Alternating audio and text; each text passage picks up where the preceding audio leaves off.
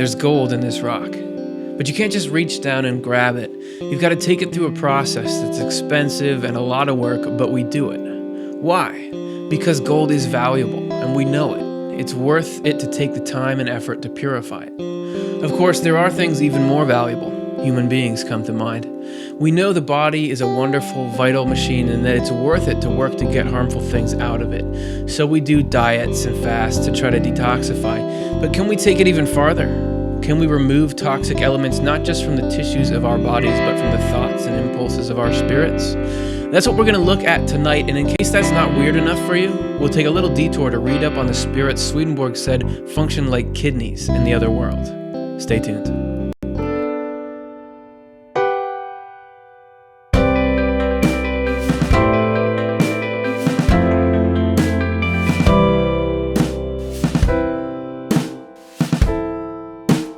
Special episode today. We didn't show the very first bit of the intro. That's how we mark our special episodes. So you know you're in one right now. Thanks for coming. My name is Curtis Childs. Welcome back to Swedenborg and Life. If it's 2 a.m. and you're watching in Sweden, thanks for staying up. Everybody else, thanks for staying up. Get your questions in, comments. We'll answer them at the end of the show. You can be part of our discussion. Today our discussion is about spiritual detoxing. We're going to look at the process of cleaning ourselves, in the most potent sense of that word, ourselves out, and how we can let our systems run at peak efficiency. And yeah, we'll talk a little bit about the spiritual inhabitants of the kidneys. So why wouldn't you want to watch? Let's take a look. We're going to start section 1, the divine spark.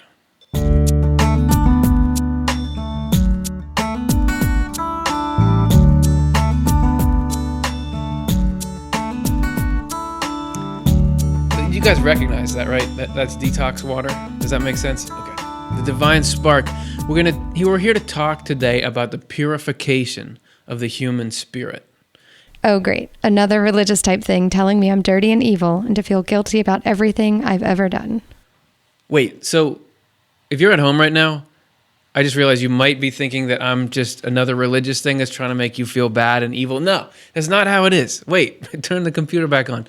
It's just that we're here to look at the process. Like we know that gold is valuable, so we want to purify it out. We are cool as people, and that's just part of it, but you gotta put the work in if the system is worth it. We filter water, we do try to watch what we eat, and it's all because of that, okay? So this is a positive sense thing. I can see how you would think this is negative, but the way I see it, this is just this. If somebody was going to tell you eating these foods helps your system, you wouldn't be upset about that. Take it in the same sort of spirit. All right, we're going to talk a little bit about what we're purifying so we can set that up. We'll begin in Secrets of Heaven 1594. And if you're wondering what that is, it's probably your first time watching the show. These are books by Swedenborg. Click that right there, and you can get a free download of the book if you ever want to read more of what you see here. We're talking a bit about the inner self and the outer self. Our inner self is simply mutual love. Our actual spirit or soul is our intermediate self, which lives on after death. It is organic since it is linked to our body while we live in the world. This intermediate self, this soul or spirit of ours, is not our inner self, but the inner self is present within it when mutual love is present. The qualities of the inner self are the Lord's, so that our inner self can be said to be the Lord. But as long as angels or human beings live a life of mutual love, the Lord gives them a heavenly sense of autonomy. So, that's the inner self. That's the divine spark as we're talking about it. Deep down, we've got this love, that feeling, or that saying, we're all connected. It's all connected. People have a near-death experience or something, and they say, how could I ever feel like I wasn't part of this oneness? And they do that. So, that saying, we're all connected. It's all connected. People have a near-death experience and they say, how could I ever have not realized that it's all one? There's that at the inner self level. However, there's also this thing that we call the outer self. Here's a list of a few characteristics of the outer self. This is not just the outer self, like the inner self is the spirit, the outer self is the body. These are a few lines that Swedenborg described it with, which are kind of interesting, kind of hard to understand. He says, it is the physical senses, as well as physical cravings and urges. Also, though, facts in our memory. He also says emotions belonging to the love that permeates us, which sounds like it would be something really good, but love is a neutral term in Swedenborg because you can love something good or love something bad. So it's basically your attitude towards life. Then sensations of your spirit, so your spirit's analog to the five senses, and the lower pleasures of the spirit. So it is that all that stuff together makes up the outer self, right? So that's how that whole thing goes. And so that's what needs to be purified, because as we know, there is parts of us that are not as fun to be around. You may have noticed that you have an ego. You may have noticed yourself making life miserable at times or all the time for people around you. That and making yourself miserable through the way the thoughts and feelings that you're having about yourself, about life. So we're looking at trying to get that thing cleaned out. So like any physical, biological organism is vulnerable to toxins in the environment, disease, that kind of thing. It can get polluted. Our outer self can get polluted, and actually pretty much universally is polluted. And one of, if not the main point of life on this planet is to get that thing cleaned up. So let's take a look at how we could do it. This is Secrets of Heaven, 1603. This is talking a little more about the outer and inner self and the distinction. So the inner means that we're all good on the inside, but we got to clean some stuff up. The outer self is only a kind of tool or organ, in itself devoid of life, that receives life from the inner self. Our inner self is called our spiritual self because it is in the light of heaven, a light that is spiritual. Our outer self is called our earthly self because it is in the light of the world, a light that is earthly. People whose inner level is in the light of heaven and whose outer level is in the light of the world are spiritual on both levels, since spiritual light which enlightens their earthly light and makes it their own. Spiritual light from within enlightens their earthly light and makes it its own. The reverse is true for evil people. So what we essentially have is this dynamic where there's an inner thing, which is your eternal value is not going anywhere, but on an outer level, we can be messed up. And this show is about freeing us from that messed up state. And Swedenborg goes into more detail about that dynamic. We're going to show you a video. This is a clip being read from his TC 401. In people who are spiritual, the inner parts of their mind are actually raised up toward heaven, because heaven is their predominant focus. In people who are merely earthly, however, the inner parts of their mind are turned away from heaven toward the world, because the world is their predominant focus. The more we focus on loving the Lord and our neighbor, the more spiritual our inner self is. From that inner self we think and will, and from it we even speak and act as well.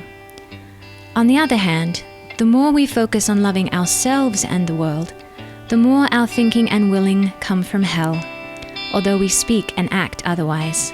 The Lord has provided and arranged that the more our thinking and willing come from heaven, the more our spiritual self opens and adapts.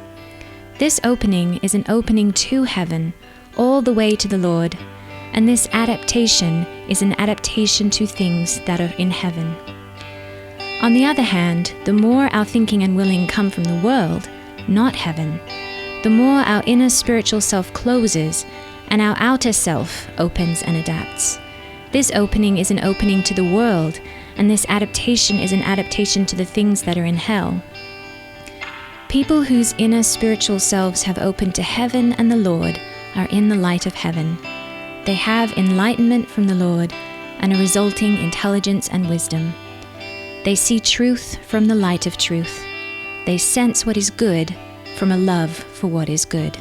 So what we want is more of that heaven light and less of that hell toxic smoke. And how are we going to get there? And this is not a unique thing to be talking about. There's a plenty of religion that has talked about this before, as the cartoon audience member was worried about. What I've sort of found, especially across Christianity, but a lot of traditions, is there's sort of two extremes that it comes from. One is that you have to purify yourself. You have original sin, you're filthy, and it's too much of a task. You can never do it. That you're always going to not measure up. You're always going to feel guilty. That's one end of the spectrum. But then on the other side, oh man, that's hard to mirror. Just believe. you got problems. If you just accept Jesus, then everything's washed away, or you just convert to this religion, say a few lines, everything's gone. You're totally clean like that. What we're going to do here, with the help from Swedenborg, is right down the middle, and it's the way that you see systems in the world working, such as the human body. There is gunk in there, but it can be cleaned out, but it takes work, and it takes knowledge, and it takes force rightly applied. So we're going to try to give you the tools here to scoop that stuff out and get yourself feeling a lot better. And we're going to begin with section 2, shatterings.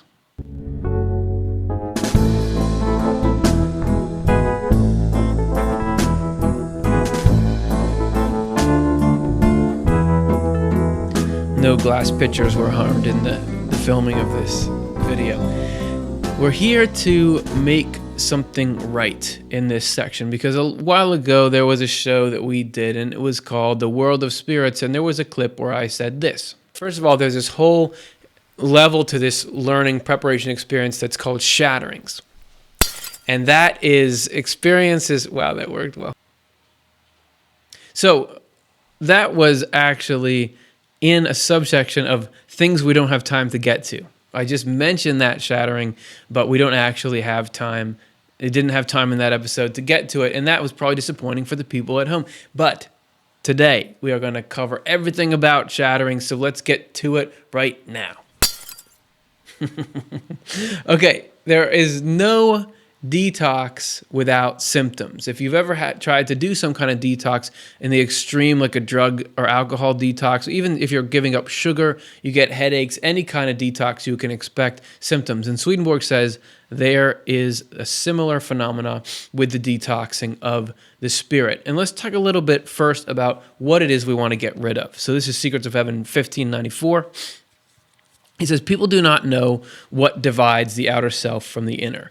That causes problems when those two things we discussed before are divided. The chief divisive factor is self-love, materialism too, but not so much as self-love. The reason people are unaware of this is that they live lives devoid of neighborly love. And when they do, they are incapable of seeing what a life of self-love and self-centered cravings is, as contrary to heavenly love as it is. In addition, self-love and its cravings then harbor a burning flame that yields pleasure, which touches their lives so powerfully that they can scarcely believe it does not constitute eternal happiness itself. As a result, many of them also consider eternal happiness to consist in becoming influential after the life of the body ends and being waited on by others, even by angels. This despite the fact that they have no interest themselves in serving anyone, unless for the ulterior selfish motive of having others serve them. They say at the time that they want to serve only the Lord, but this is a lie. Because people motivated by self-love want even the Lord to serve them. And the less it happens, the further they withdraw. Such is the inherent character of self-love, which conceals within it hatred against anyone who does not submit to us as a slave. And there you see the difference between Swedenborg's definition of self-love and the modern think well of yourself, feel good definition of it. What he's defining that phrase as is willing only good to yourself and getting upset when not everybody today would call it egomania or something like that. So he says that there are some people who think heaven is just a change of scenery. You can still have that desire to control everyone in your heart, and you'll just be happy because you'll get to be better than all the angels. But that's not how it goes. So we have to remove all the impulses of that from our will and our understanding, the two primary vessels for spiritual life that we have in us. And it's a process, and it's not easy, but it's possible, but it's not like you're going to finish it all in a year and then be done. Not even angels have it all the way, as Swedenborg says in Secrets of Heaven 1594 bracket 4, which we do a lot in that particular number. And then later on, mutual love, which is the only heavenly love, consists in not merely saying, and this is tough teaching, but I'll walk through it with you, consists in not merely saying, but admitting and believing that we ourselves are extremely unworthy. The reason we need to admit and believe this is that it is true. We are asked to admit and believe it not because the Lord or any angel wants us to surrender. The aim is to prevent us from puffing up with pride. It is in the measure that ideas are purified that spiritual angels are made more perfect for receiving celestial things. It is well known that even heaven is not pure in the sight of the Lord, for it is indeed true that angels are constantly being made more perfect. So that sounded a lot like you're bad and you're not good enough. Let me see if I can soften it a bit with a little bit of context. Pride is toxic. Pride is probably the most toxic thing. So, as Swedenborg said at the end of that quote, it's not like God or heaven is trying to say, look, you're not as good as us, we're better than you. It's all about removing from you the heavy metal, like the worst, like you can accumulate mercury in your body or something, like the worst toxins in the tissues. Pride is one of those. And the reason why he's saying it's true that we're unworthy or not that great is because of his whole metaphysics of where good and evil come from, is that we are not the generate, even if we are good people and we do good things, we're not generating that. As coming, all love comes from God initially. That everything good we do is God working with us and working against the evil in our outer nature, which is coming from hell. So there's this battle. Excuse me, I just had a battle in my throat thing, but I won. And there's a battle there, and if God withdrew and we were just on our own, we would be overwhelmed. So we need to acknowledge that, hey, it's sort of like, you go play basketball with somebody and your big brother comes with you and you guys win the game, but he was making all the shots. But if you go trash talk the other team, like, I beat you, you had help. And that's the situation that we're all in from God. Even angels are being worked on right then, and it's a nice place to be because nobody thinks that they're better than anyone else, because no one is better than anyone else. So that's my best pitch on that thing. And so pride's got to be removed, but also falsity in the mind has to be removed. But there's different kinds of falsity. Falsity from ignorance, rather than from some kind of evil love, like a desire to harm others and the messed up thinking about life that brings. Just, I didn't know that, I was taught wrong or something. That's removed relatively easily, and Swedenborg describes it, Secrets of Heaven 1106. There are many people who in their naivete and ignorance soaked up falsities about religion while they were in the world, developed a certain brand of conscience harmonizing with the principles of their faith, and unlike some others, did not live a life of hatred, revenge, and adultery. So, pretty good person. You'd want them to be your neighbor, but they have some messed up ideas about religion kind of stuff.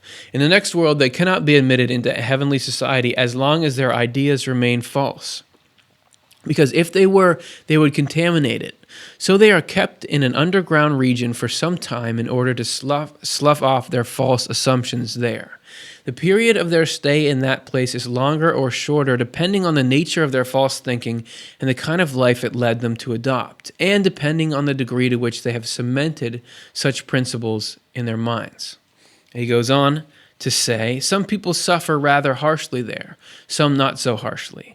This is what is called devastation. Devastation is within the category of shattering. So we're getting to these shattering experiences here. And mention of it comes up quite often in the Word. When their period of devastation is ended, they are lifted into heaven, where as novices they receive instruction in religious truth. The angels who welcome them are their teachers. Some are very willing to be devastated or purged, and so rid themselves of false premises they have dragged with them from the world. No one can ever shed false assumptions in the next life unless over time and through means that the Lord provides. So you can't just have it laser beamed out of your head. It's got to go out the way it came in, life experience. While they stay in the underground realm, the Lord maintains in them a hope for deliverance. He also keeps them thinking about the goal, which is to change for the better and become ready to accept heaven's happiness. Heaven is a mindset. It's not a place. It's a place, but in the spiritual world, places are based on state of mind, as Swedenborg says. So you can't just go in there without the right mindset. It wouldn't work. You couldn't be there because being there is having the right mindset. Does that make sense? Hopefully so. And so if you know something wrong, you get taught to the contrary. And you notice in there it said, if you don't grip onto it, if you're willing, it's easier. Otherwise, you got to get a little bit roughed up in order to shake the mind loose, and we'll talk about that right now. This is a list of shatterings, right, that Swedenborg describes, shattering states. There's one where people remain in a state between waking and sleeping, sometimes waking up and remembering things done during bodily life. This causes a kind of purging or purification. And this is a really light one. This is like the one that God in heaven would want for everybody. And this is the easiest one. It's just sort of like, oh, I had a bad dream. I'm having a little bit of sort of repentant nostalgia for life. And okay, now I'm fixed. Let's go up to heaven. So there's one. The next kind is being reduced. This is a little tougher. If we were really grabbing onto something, being reduced to total ignorance and spending time feeling a dark and painful confusion.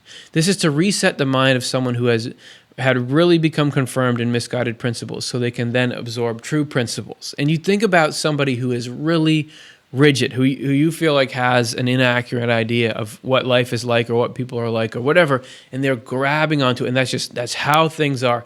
That if life continues to serve you and you're not going through any sort of tribulation, you're never going to let go of that. But so you're let down into a place of bottoming out a bit, and that's when you're finally willing to accept the mindset. And the reason they want you to accept the truth is then you can go up to heaven. Much better there, much better place to hang out. Okay, so that's the second one. Let's look at the third one. This is a state of hallucinations. And this is interesting. It's where you're sort of living in a false world, spending time in hallucinations that correspond to false thinking. And this is something Swedenborg really reported. People who think good deeds earn them credit for getting into heaven will find themselves in a hallucination where they seem to be cutting wood from a large wood pile. And that's a correspondence, that they think they're fashioning their own good, as I talked about before. Or a hallucination where they are mowing grass and trying to warm themselves up with the work because they feel cold. So that's something that's sort of an effect of your mindset until you learn to abandon it. And then finally, last one is, that's the best picture of a disciplinarian that we could find. Young people who had gotten into habits of immoral behavior, not really realizing it was wrong, might spend time with a strict tutor who reprimands them to get them out of those habits. As we said, anyway, he saw it for himself. And that, if you think about it, once I was in a writing course in college, and we went to go see, there was this, it was called, I forget exactly what it was called, but it was a state-run sort of boot camp for troubled youth. This was kids who had maybe gotten in trouble with the law a few times and were right on the edge of getting into the system and in and out of jail and no kind of good life. They really wanted to, this is the time when we can get to them. And so there's this program they could opt to do, which was like boot camp in the military. You do exercises, you sleep in a cot, you have to fold all your stuff really nicely. Everything's really neat. You all the time is regimented. And this was to try to get there, snap them into shape and give them some skills, teach them how to work within a structure, how to have self-discipline, give them something else to do with their energy. So that's the kind of thing I imagine with a tutor. So you can see all those shattering experiences are based on where you are. It's best tailored to you. And so that's what Swedenborg says happens in the next world. Of course, those are just a few examples, but the process is pretty universal of, if we're going up, we got to get the toxic misconceptions. We got to detox those out of the mind. However, we don't have to do that when we get to the spiritual world. You can actually do that right now, as Swedenborg says in Secrets of Heaven 1112. People who had immersed themselves in the good effects and true ideas of faith, on the other hand, and who had in this way acquired conscience and a life of charity, are raised into heaven by the Lord immediately after death. You're not going to these shattering kinds of experiences because it's like hazing. It's only if there's a purpose. Nothing that's unpleasant is allowed unless better good is coming from it. So for a little while, you might feel confused and alone, but then you're going to go to the profound, deep, lasting happiness of heaven. So that's how it works. And supposedly that's the same thing with the life experiences we go through here. They're painful, but they're finite, and the good that comes out on the other side is better. Okay, so let's get to what we've all been longing for. Let's talk about the spiritual kidneys.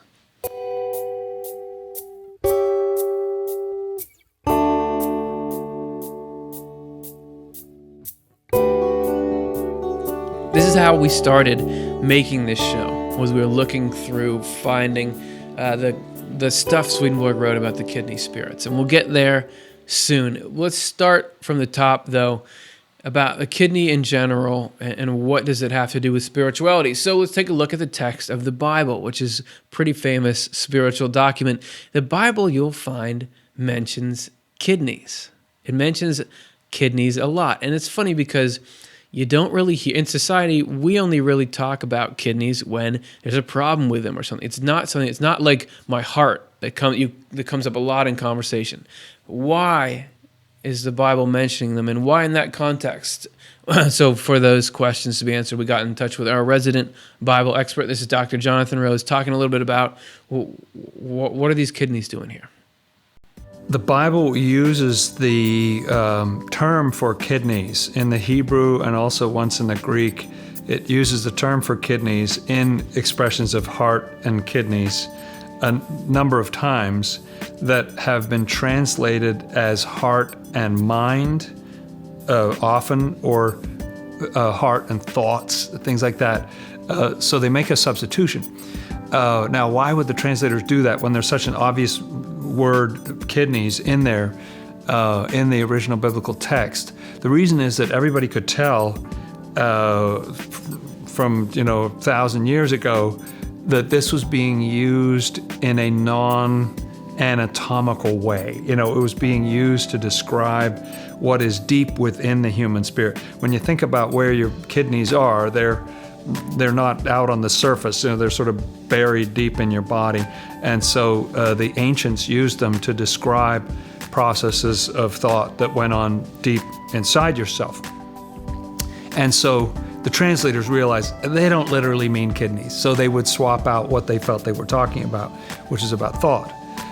To Swedenborg, it's important that it says kidneys because the kidneys have a correspondence, and the Bible often does things like this. A bizarre example is, instead of saying, "Don't be angry," it says, "Don't let it grow hot in your nose." There are things like this that the Bible says, so this is typical of the Bible to use a very concrete expression for a psychological or an inward process. So it's important that it says kidneys in Swedenborg land because kidneys have a specific correspondence. But what is that correspondence? Back to you, Dr. Jonathan. Obviously, the function of the kidneys has something to do with purification. It's removing impurities from the blood, casting off things that you don't want, and keeping things that you do want. Swedenborg says that this corresponds to a function in our minds. And it's fascinating what he says. Basically, when you think about all the thoughts that you have, all the junk that can accumulate in your head, some of your ideas are just of higher quality than others. The kidneys are like your best ideas, your most accurate. When you get clarity, that's like your kidneys. And then if you get a really clear idea of something, if you get some clarity on something, often lots of other things are murky, but you got that one thing. Well, this is for sure. We're not doing that. So then what you do is you run all your other ideas through the filter of that clearest idea that you have. And that will help you separate out. That's a good idea. This is not so great. This has a good element in it, so we'll keep that, but the rest of it we can reject. So it's about our thinking. When the Bible says that God looks at our heart and our kidneys, what it's talking about is the fact that the Lord doesn't bother looking, so to speak, at our spiritual toenails or, the hair inside your ear or something like that. He wants to look at the best feelings and the best thoughts that we have, because that kind of tells him who we are. What's our best shot? So our best thinking and our best feelings that we've had are what Scripture means by the heart and the kidneys, to see what's best in us. And that's something Swedenborg talks about as well in Secrets of Heaven, number 10,032. Yeah, it goes all the way up into the 10,000s. This is a multi-volume work. I don't even know what volume this one is from. Depends on what translation it is. Examining the kidneys closely and testing them means exploring the truths of faith. And exploring the heart closely and testing it means exploring forms of the good of love. By the kidneys are meant truths that serve to explore, purify, and correct. They derive this meaning from the function they perform. The kidneys signify the truths of faith and the purification of them from falsities. It is because the purification of the blood is performed in the kidneys, and by blood in the word is signified truth. Correspondence. Maybe that gives you a sense of correspondence, that what the kidneys do for the body, particular truths do for the spirit. It's the same sort of filtration. Just like blood is coursing through the body, bringing oxygen to everything, keeping it alive, truth is coursing through the spirit, performing an analogous spiritual function. And here we'll do one more little quote about that. And this is where Swedenborg is commenting on one of these kidney Bible verses. He was in the last one too, but here we actually have the Bible verse. This is Jeremiah 12, 1-2. Why does the way of the wicked prosper? You have planted them, yes, they have taken root. They grow, yes, they bear fruit. You are near in their mouth, but far from their kidneys. And then Swedenborg says, by being near in the mouth and far from the kidneys is meant truth only in the memory, and thence in some of his thoughts when a person speaks, but not in the will and thence in act. Truth in the will and thence in act is what separates and dissipates falsities. Truth in the will and thence in act is to will and do what a person knows and thinks to be truth. This truth is what is specifically meant by kidneys. So you know what the best thing to do is, but do we always act on it? You know, when we do know, do we always put that in? Or you hear something that I really shouldn't be living like that. Or you hear something about the way life is for other people and that's probably true, but do you always compensate for that when you're acting with them? That is the principle here. So we have this kidney system, which is to live by these truths, but if we don't do it, we get messed up spiritually, if we don't let the spiritual kidneys do their job. And so now we're going to go down the road to the kidney spirits, or we're going to talk about the kidney spirits, but to be there, we got to set a bunch of foundations. So first, let's talk about how this process of cleansing out of the mind or spirit works in the world. So for that, we turn to author Peter Rhodes, who's been on the program before, and we wanted him to talk a little bit about how do we prevent our spiritual kidneys from working while we're here? And that comes through denial. So I asked him to talk a little bit about denial in life, and particularly around addiction. So here's what he had to say. Well, I guess I'll speak a little bit from my own experience. They say in addictions you have denial, minimization, rationalization. Yeah, I guess it's the way the ego protects itself from being seen for what it really is, which is a force that makes your life not only unmanageable but miserable, ruins relationships and so forth. So it has to protect itself. So it often points to other people as the problem, or that's not such a big problem if you go drinking, only 3 times a week, right? I mean, and you have to get away from the kids and they're yelling and screaming. I know your wife's upset about that, but I've talked to the guys down at the club and they all agree that, it's really important to get out and relax a little, all the hard work you do. So it's like the ego-based mind, the thinking mind, really wants to put itself in the greatest, best light, even though if you really shine the truth on it, it's selfish and self-centered. It's a jerk, and it causes all the trouble. So a rationalization and minimization, if you have an addiction, you're started out, at least I started out doing it because I liked it. I like drinking. I like some other things too. And then gradually you aren't doing it, it's doing you, and you lose power. But the addict and the addiction like what they're doing. And it says your addiction would have killed you a long time ago, except it needs transportation. Well, you are the transportation. You're the means by which, in my faith, they believe hell can flow in through your love of self and love of the world. Part of love of the world is pleasures, lust and so forth. So it wants to continue doing what it's doing. In fact, it wants to continue to grow. But so it doesn't want you to catch on that you've lost control and you're no longer going out to drink.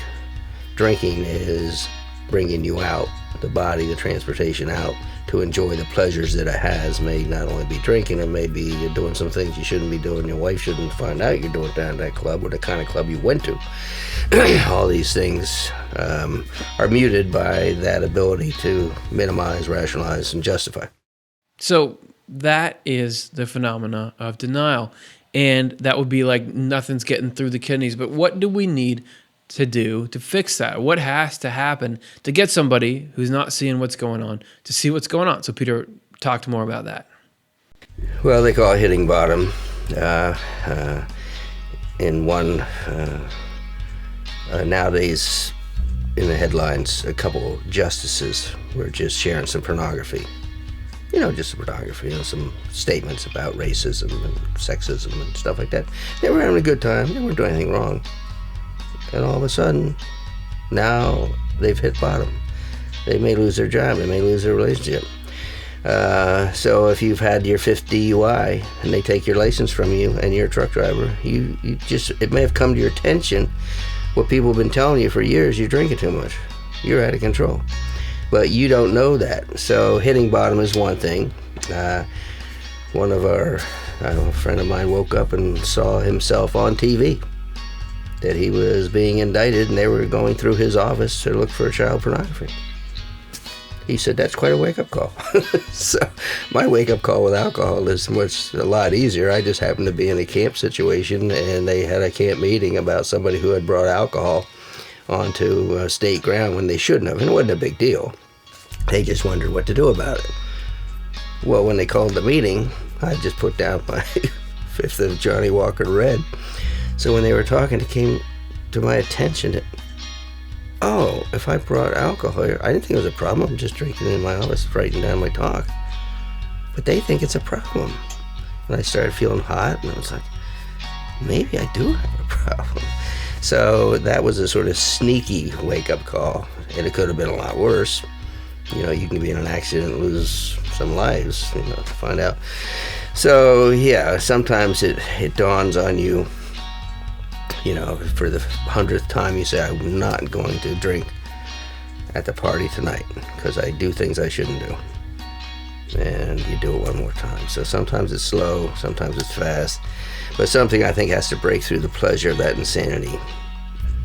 This says this price of this pleasure of insanity, whether it's drunkenness or spending or gambling or hope or whatever it is, the price is too much for what you're getting, and then you want to stop, and then you find you can't. Now you got a real problem.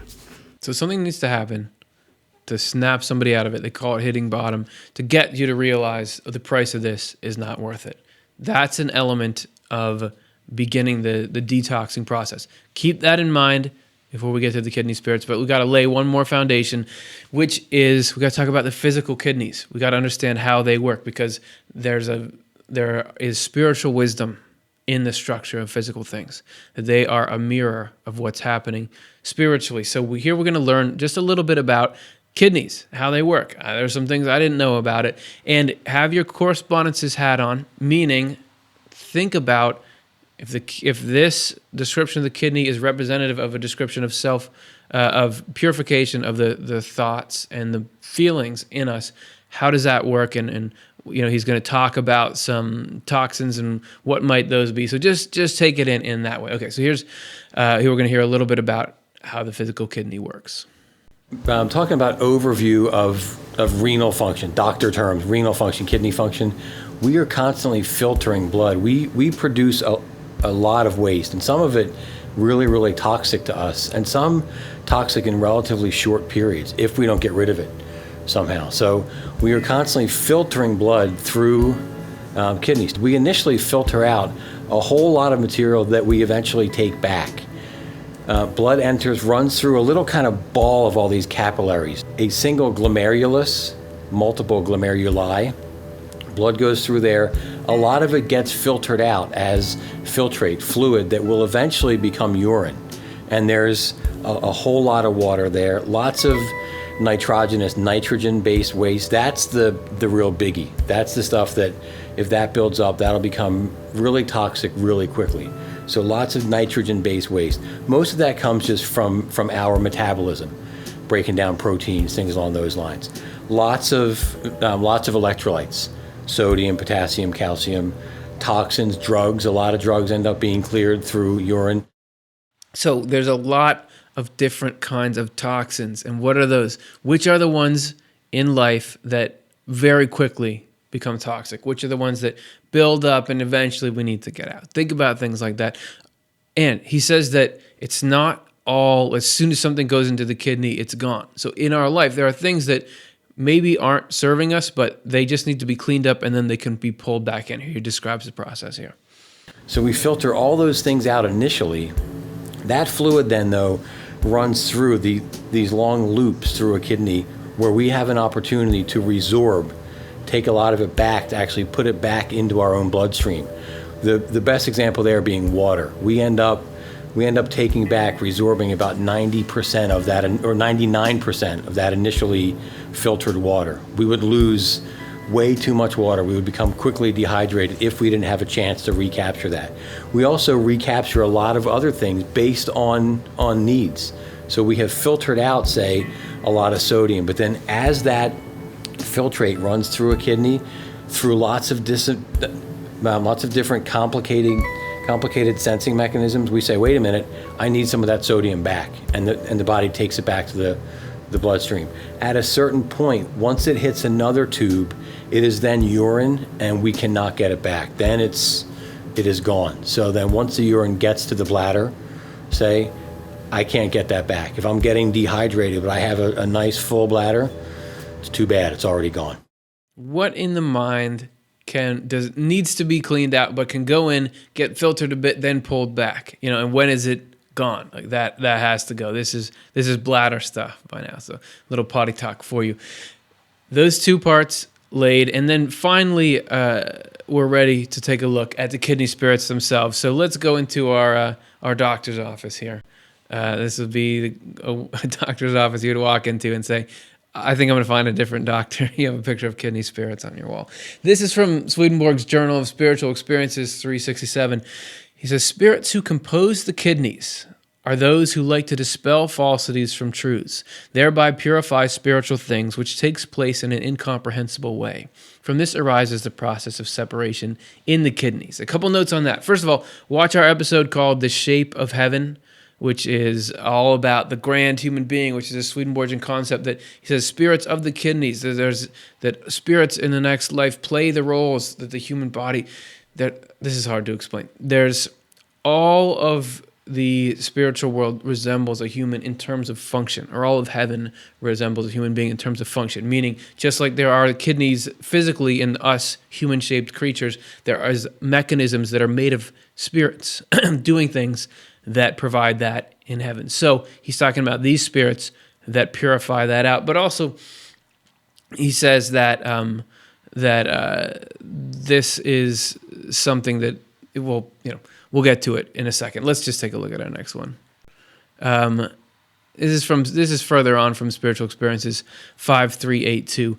Many times I have learned from experience that spirits who make up the region of the kidneys and ureters are ready and willing to examine or investigate the character, the thoughts, and the intentions of others. So nosy people. They itch to uncover grounds for action and to accuse people of faults, mainly so they can discipline them. I have also talked with them about this obsession and aim. Many of this type, while they were alive in the world, were judges who privately rejoiced when they found an excuse, a justifiable excuse in their eyes, for penalizing, chastising, and punishing people. The activity of spirits like this is felt in an area toward the back of the body where the kidneys, ureters, and bladder are located. So Swedenborg could feel when these spirits approached him. He writes about it in his journal. He would actually feel them in a part of the body, and that's how he could tell what these spirits were like. So these are not that nice of people. They like to point out people's faults. They like to punish, which angels don't like to punish. So these are not quite angels. Angels never want to punish anyone, but the kidney spirits will do it, and that's part of why they're useful, because that negative urge to point out someone's faults can be used for good in order to free that person from those faults if they refuse to see them any other way. Let's look at one more passage about kidney spirits. This is Spiritual Experiences 960 to 962. Those who are in the province of the kidneys and the adrenal glands divert grosser elements into themselves, and thus purify those which must be very pure. So by pointing that stuff out, they actually eventually pull it into themselves. It may be known that both the urinary kidneys and the suprarenal glands divert unclean elements into themselves. When the purer thoughts are raised up from a person, then bodily and thus more unclean elements also follow along in double file, or like pace. Those elements are compatible with the spirits who constitute the province of the kidneys and who bring them into it. So stuff that would be toxic to you, they can take. Those in that province therefore concentrate their mind on them and thus draw them away from the purer elements so that the purer elements are raised up toward heaven without an unclean companion. So it's freeing people so they can go up. They work by a process of attraction, this being the way the organ functions. In like manner do the spirits in that province work, because that is their nature. No sooner does a corresponding spiritual condition arise in the purer realm, whereby bodily elements a person or soul brings along cannot be separated. Those spirits, by a cooperative force that works in proportion to the outreach of their field of energy, join in. They arouse and attract those bodily elements, and thereby free the better and purer elements from the more impure, in fact, filthy and rotten ones. It is evil spirits, therefore, who wipe them away. But they do not become the worse for it, but are obliged to perform such functions before they become better or are reformed. So there you have it. That's raw stuff. That he wasn't going to publish his journal of spiritual experiences, but it often has some of the coolest stuff in it, in my humble opinion. He's there describing these are not nice people, but their not niceness can be used by the grand plan for good, because they attract this negative stuff into them, pull it out. It doesn't hurt them. They can actually be better even by going through this process. And the people that they pull that stuff out of, they then can go up. And that is how this whole shattering process works. It's only brought on so we can be freed and move up. And a point worth noting is that what the kidneys in the body, and so this whole spiritual system is really looking for, is balance. I mean, it's not really just about taking out, it's about having the right balance. And we have Chelsea, who works at the foundation, commenting on that a bit. The blood system needs a balanced hydration level. So you need water, but then you also need ionic salts to keep, and it's a constant homeostatic balance that the kidneys are working together with the body to maintain. From a Swedenborgian perspective, what I think is so cool is, so water is truth, according to Swedenborg, and so you need an abundance of truth in the system to keep it functioning properly, but the balance of that is salt. And it's interesting that in the Bible and in Swedenborg, salt can, it's these ionic compounds, positive and negative charged particles that can be that are soluble in water, and they relate to the desire to marry goodness and truth, or love and wisdom together. That is cool. As far as correspondences go, your kidneys physically are trying to regulate it so that your body doesn't have too much water or too much salt. And what those symbolize on a spiritual level is too much truth or too much desire to do things. What you need is a balance. You need the truth in your mind, but you also have to have enough of a will to go do things. You just get too much truth, builds up, you know a lot of stuff, you're not helping anyone, that's no good. Or you just want to do things, but you're not well informed. It's got to be this balance. You know what's true, and you're going out to do it. So I think that that's cool. And the ideal is that we're doing these processes on our own. This whole thing, this whole shattering section would be best avoided. I mean, it's not like God and angels want to shatter people. They would rather have us just circumnavigate the whole thing. And we can do that primarily through the gift of reflection, which just happens to be the title of our next section. So let's take a look.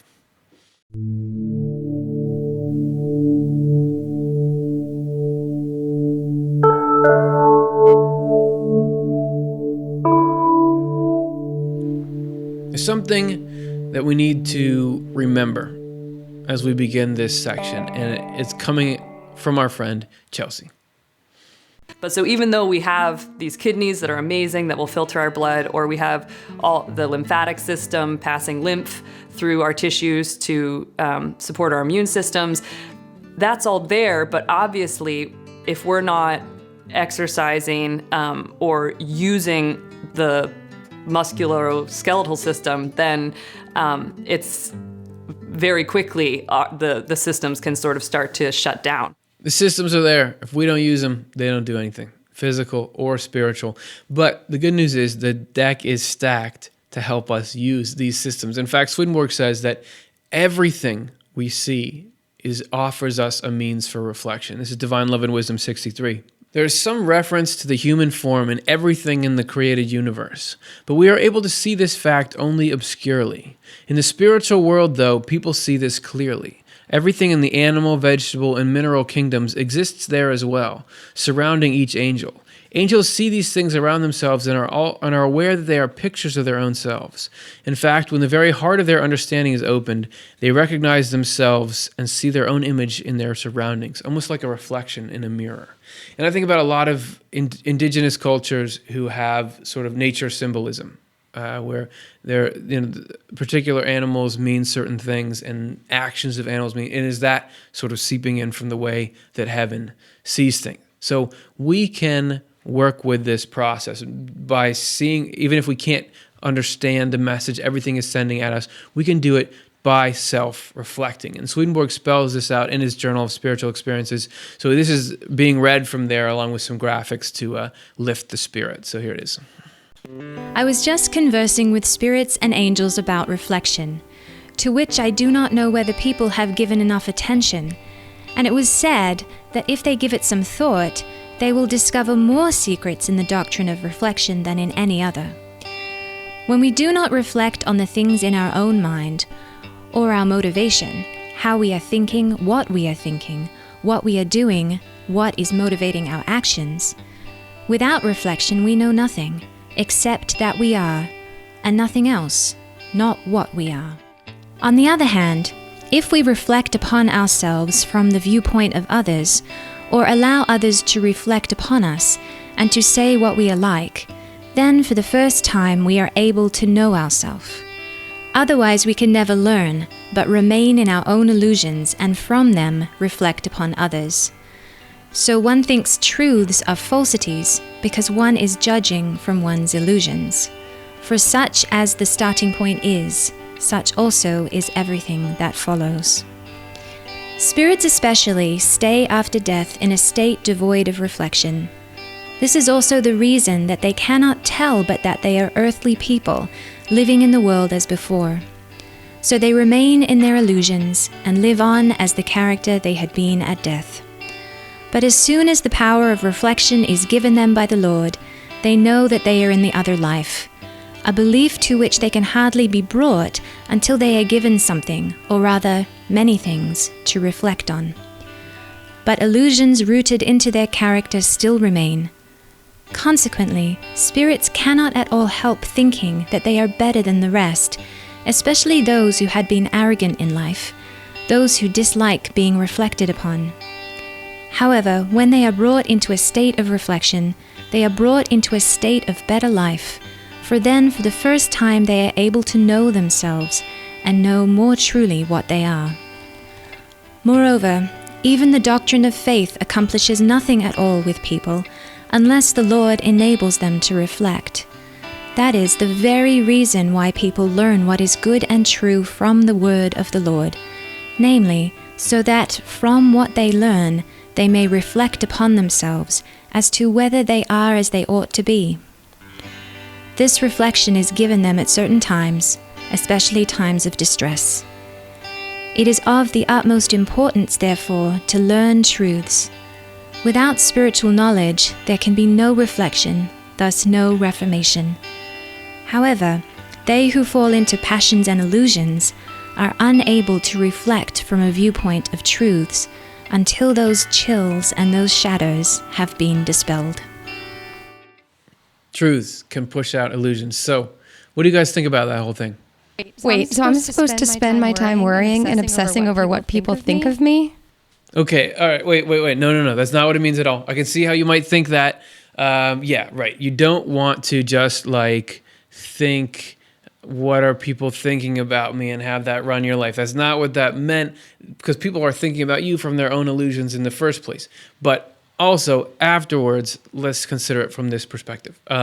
There is something to the idea of letting other people reflect on you, or thinking about your impact from their perspective. If you're only thinking about how do I affect myself, then you can't ever get to feel like, how does it affect someone else to be me? How does me being like I am, doing what I do, affect them? And this, you can kind of see the spirit around it in these things from near-death experience quotes. So let's take a look from neardeath.com. This is people who have gone through life reviews and had processes of reflection. You can see the love in it.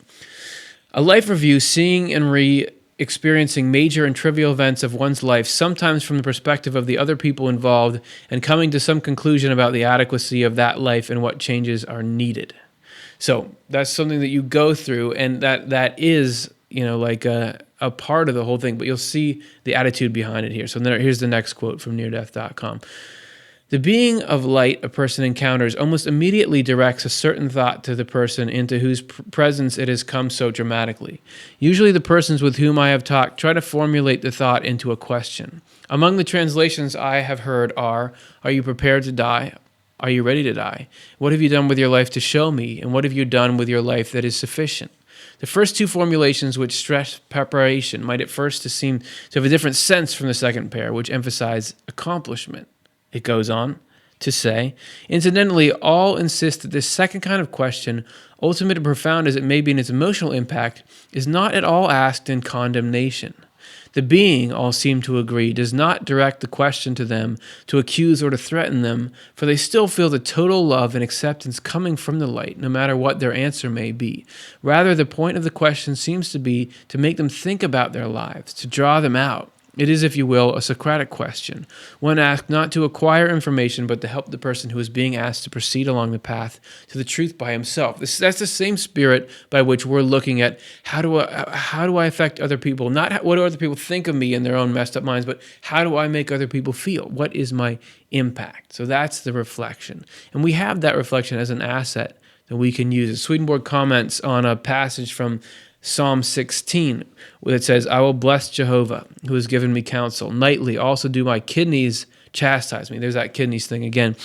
Nights represent the state of a person when falsities rise up.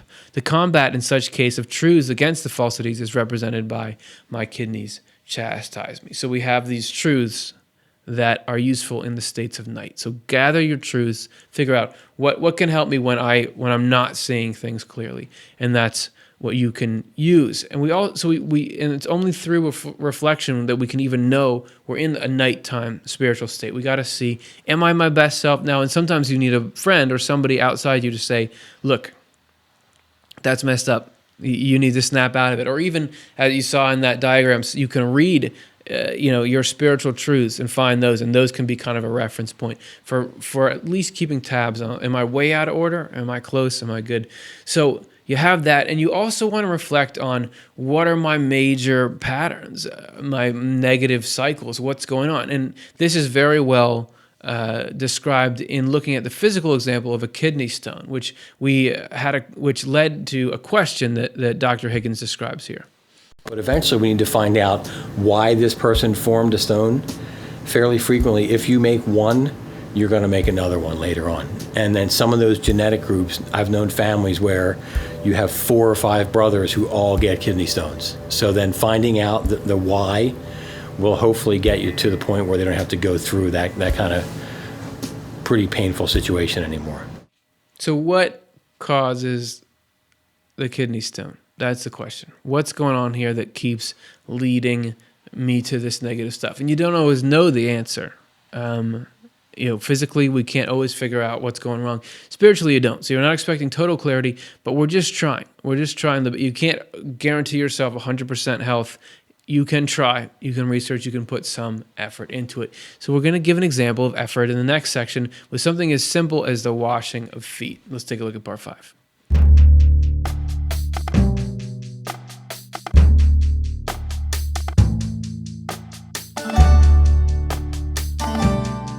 Okay, so here we're going to be discussing the correspondence of washing feet, which is cleaning that outer self. The feet are like the outer self. Remember in the very beginning of the show, we talked about the outer self and the inner self. The inner self is set. It's mutual love, is one with God. It's fine. But this outer ego part of us could use some deodorant every now and then. Even Jesus Christ needed to be gradually purified. According to Swedenborg, he had the divine inner self, but he had this outer self, like any of us, which we're going to talk about at length next week. Spoiler alert. Let's take a look. Secrets of Heaven, 1813.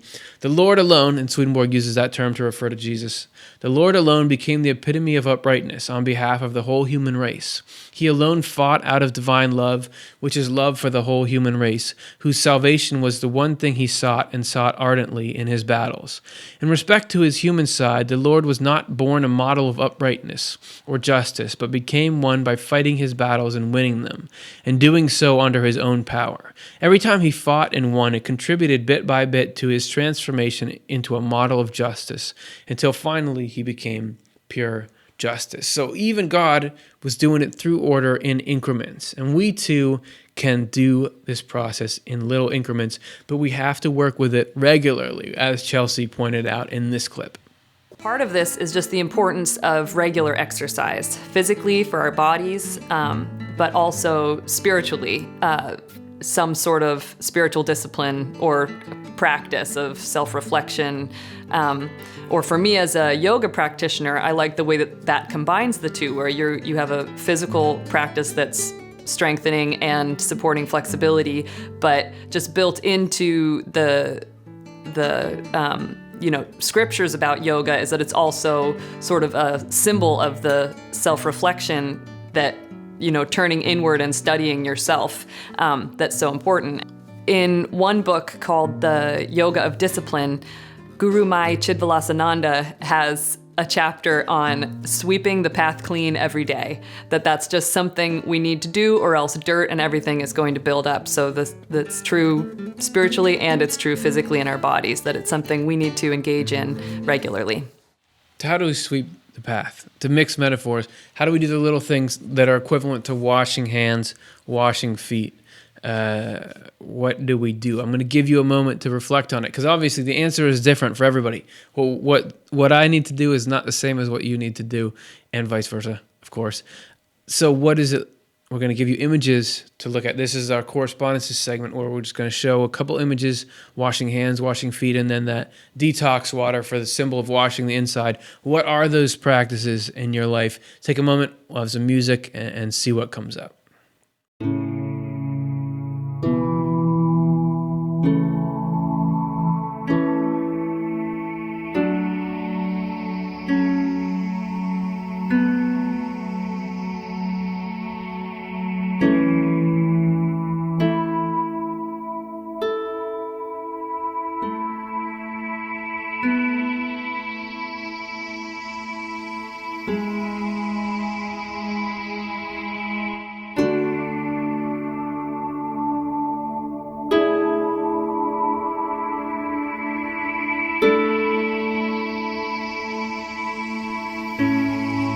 Spiritual cucumbers. What are those spiritual cucumbers? That's the question to take away for today.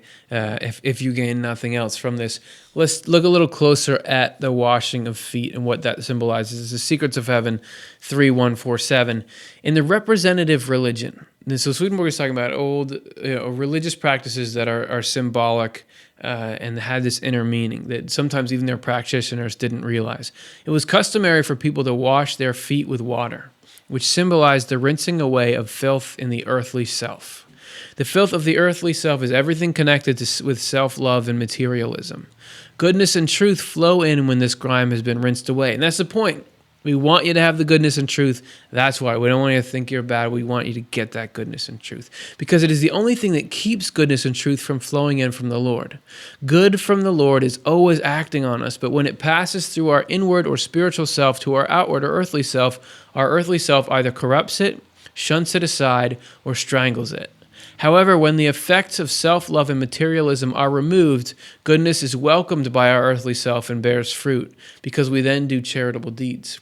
Besides, washing other people's feet was a sign of neighborly love, which said, I will not meditate on your faults. And I like that. That's a good thing for me to remember, for everyone to remember.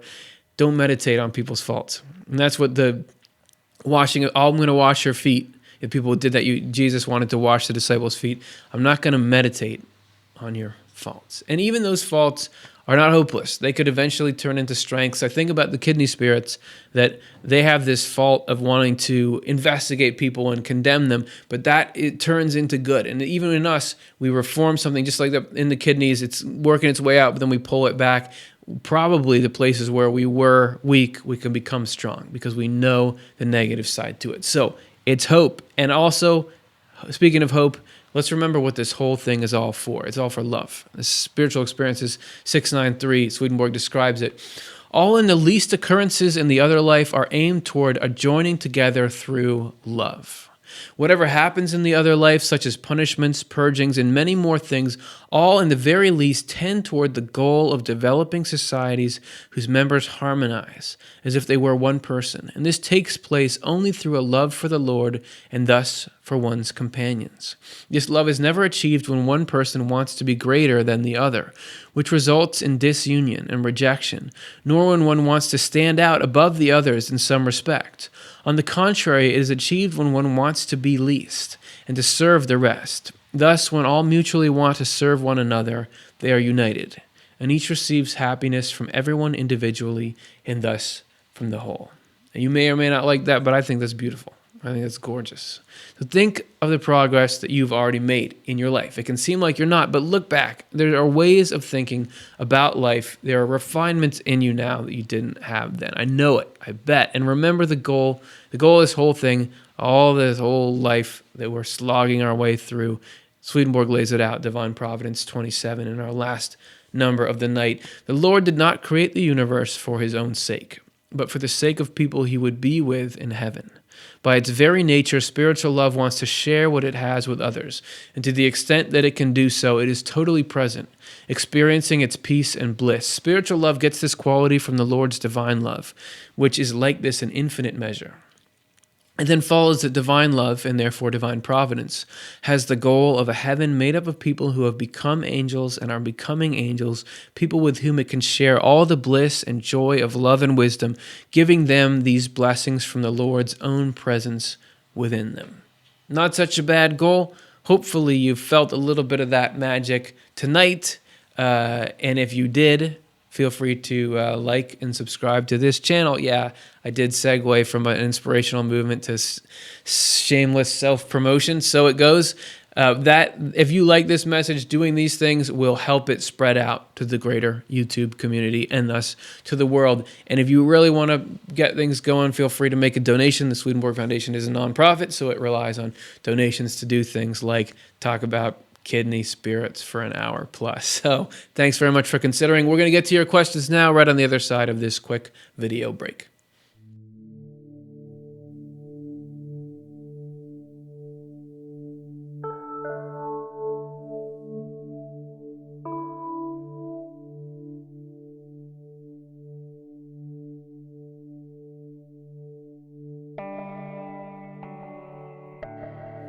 All right, I said it and I meant it. We're going to take a look at questions now. This is the part of the show where everything goes downhill because I never know the answers. Let's see what the first question is. Diana, do evil spirits attack us physically and mentally during the time of detox to keep us in their power, or is the Lord testing us before accepting us in heaven?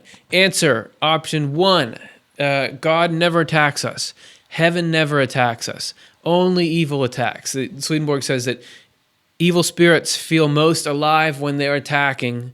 Angels feel most alive when they're defending. So any attacks that you receive is evil spirits. Now, God is the one loosening the reins a little bit so that they can be put to use. You know, you think about like decomposing animals, like animals that don't think about decomposing animals. I'm talking about vultures, things that eat decomposing material that help keep the ecosystem clean. In the same way, these spirits are coming at you. They want to cause harm, but God is using them in a way. They just do a little bit so that we get better. So that is, the attack is hell, and angels are right there keeping it all from going too far and providing us with the comfort afterwards and lifting us up. So as Swedenborg says, don't tell evil spirits that they're actually helping in the long run. They don't like to hear it as he reported it, but they are. Okay, great question. Great answer, Curtis. Thanks, man. I'm trying my best. Number 2, this is William.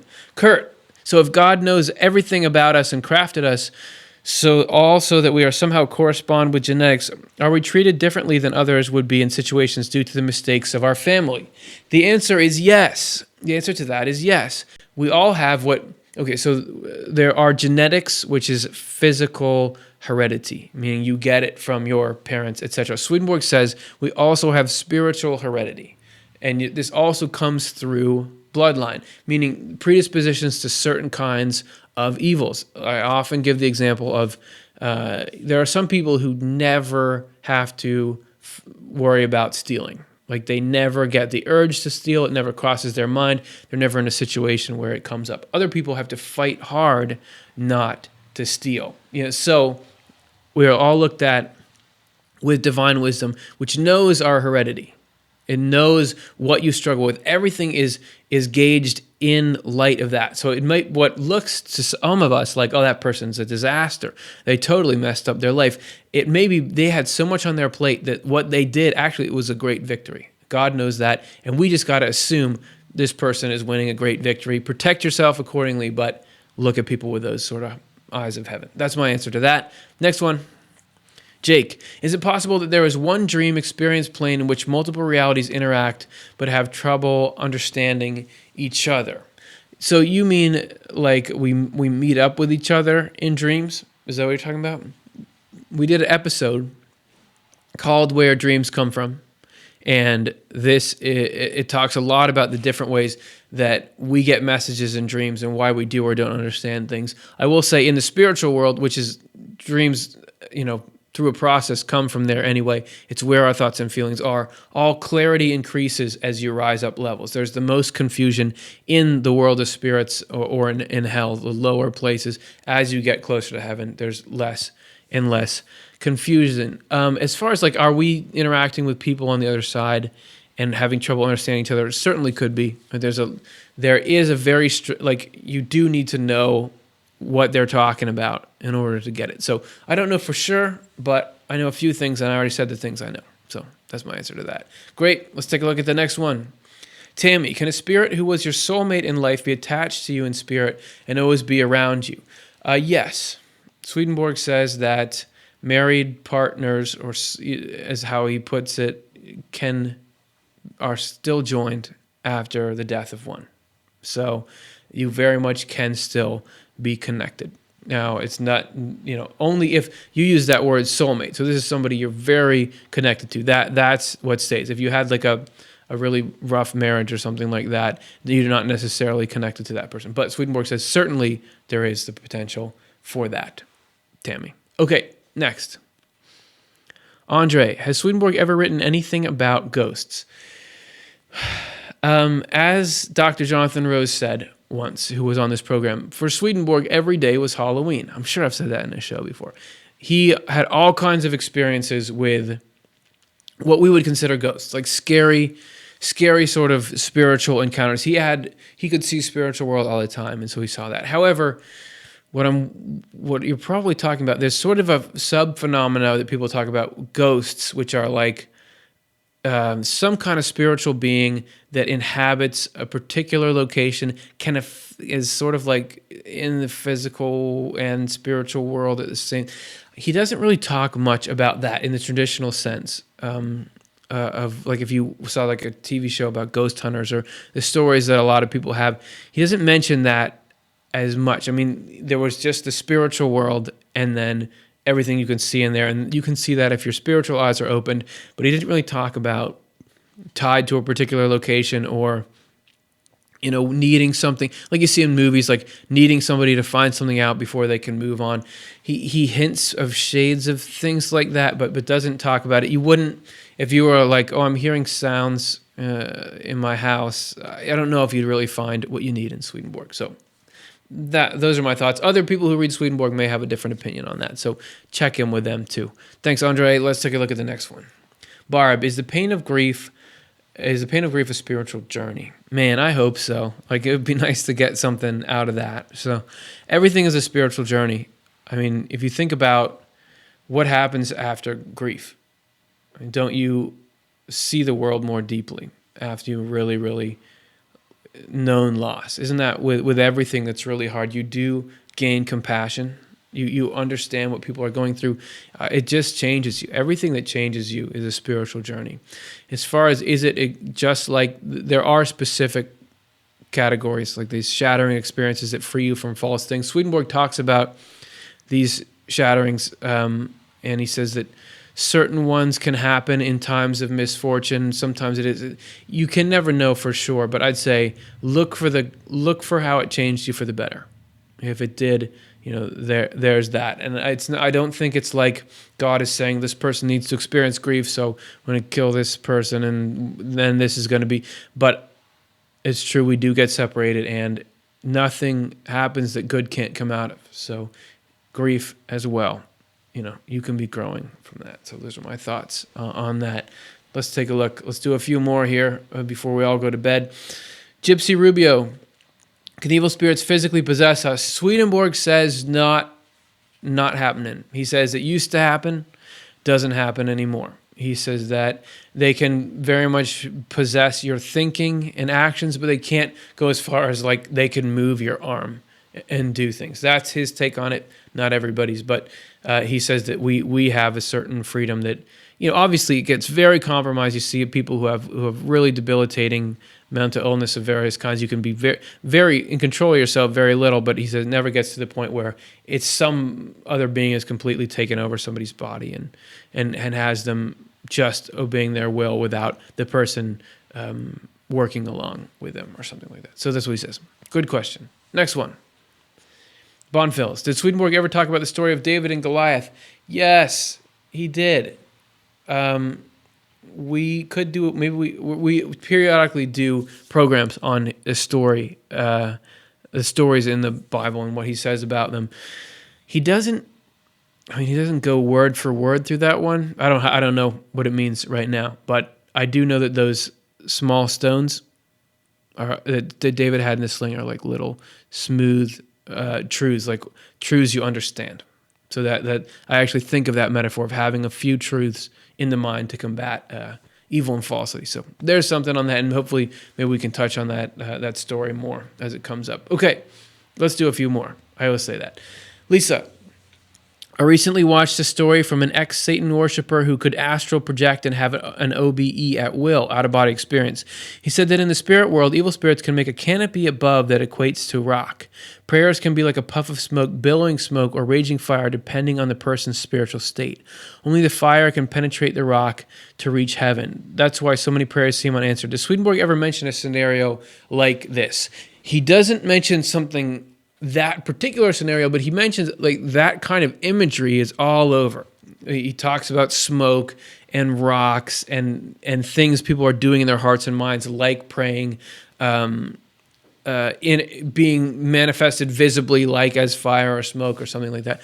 So he doesn't talk about why, that particular thing and why certain things you pray for don't happen. He talks about how really the only prayers that will be answered are ones for spiritual qualities rather than particular events. But he uses that kind of language and that kind of representation all the time. So it very well could be that this guy in Swedenborg, we're seeing the same spiritual reality. The language seems very similar to me. So that's my thought on that. We're going to do 3 more questions here. 2 more, actually. French fry. I've seen some writings on the internet that link Swedenborg to spiritualism. Is that true? Yes. I mean, he's often mentioned alongside spiritualism. I mean, you guys know the content of Swedenborg, how he writes. People have put him in different categories. You'll find links all over. And I'm not even sure what you mean in particular by spiritualism here. I know there's a particular definition for it, but you'll find some people placing him in all kinds of categories. So I don't know exactly what that means in this context. So that's going to be my answer, is maybe, read the articles. Does it jive with what you know of Swedenborg? You will find a lot of misinformation about him out there. I've come across some things that really, I was like, oh man, did they read him at all? But they said, Swedenborg did this. Like, what's your source for that? So that's my thought on that. Sorry I didn't have more. One more. Antoinette. If I was married twice, who would I be with in heaven? Suppose none of them was the best fit. It all makes sense. The world Swedenborg describes is human, it's humane, it makes sense. Meaning, if you're married to somebody who you didn't get along with, you don't have to be with them in the spiritual world. If none of the people you were married to you get along with, you don't have to be with one of them. He actually describes that exact scenario where somebody who had been married multiple times spent time with each of the partners, and then if none of them were a fit, they go find somebody else. So that's the only thing that makes rational sense, right? I mean, anything else would be weird. So the takeaway for me is everything has smart love behind it. God is not going to do arbitrary things that don't make sense. So yeah, you will, Antoinette, eventually be with just the perfect person for you, whether it's somebody you were married to or not, and everybody winds up happy. There's not like somebody's like, I wish it could have worked out. Everybody sees the bigger picture, understands what compatibility really is, and sees that there's the best place for everyone available there. So we're all going to end up just fine. And that's the message for today. We're all going to end up just fine. As I said, next week we're going to talk about Jesus Christ. Christmas is coming up, and Swedenborg has a lot to say. And next week we're going to look at why did the whole Jesus thing happen? Why was Jesus Christ born? And how did it save the human race? So tune in then. Nice to see you. Hope you have a great week.